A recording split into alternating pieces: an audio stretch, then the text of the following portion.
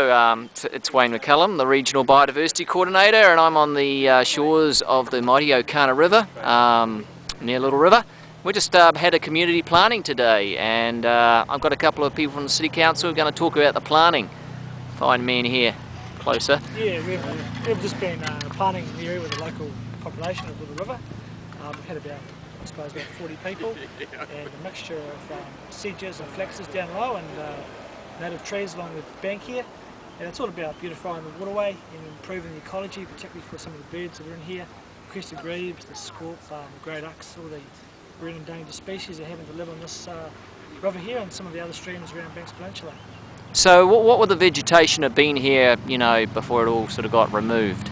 Well, I assume it would have been probably kahikatea forest down here. Yeah, obviously it's pretty important on the banks of the river itself, lower down, for various sedges and rushes and things. And we're trying to replicate the original vegetation as best we know it. And tell us about some of the species here. The crested grebe, they're making a bit of a comeback, I hear. Tell us about the crested grebe. Yeah, well, crested grebe actually they started wintering down here probably about 4 years ago. There's populations up around about, well, this year was 420 was the count down at Forsyth, and in the last 3 years they've started nesting up in the Okana. There's about 7 pairs last year in the Okana and Forsyth, and also around Lake Ellesmere, so it's quite important now with the birds actually starting to nest down in this area here. Andrew will probably tell you more about the grebes.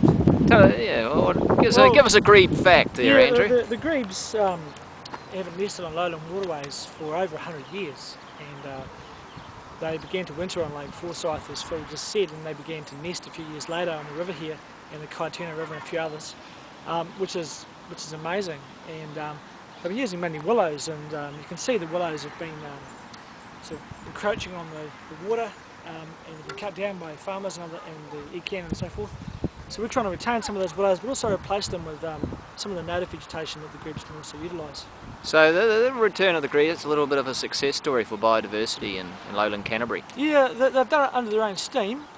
We haven't brought the grebes here, we haven't sort of released them and tried to get them going. They've done it themselves, so we're backing the winner here. We can see where they are, the areas they're using, and we're trying to enhance those and just make this sort of 1 in 100 year attempt by the grebes to recolonise successful. Okay. Oh well, some success going on in Little River. We'll be back shortly with some more video stories. Take care.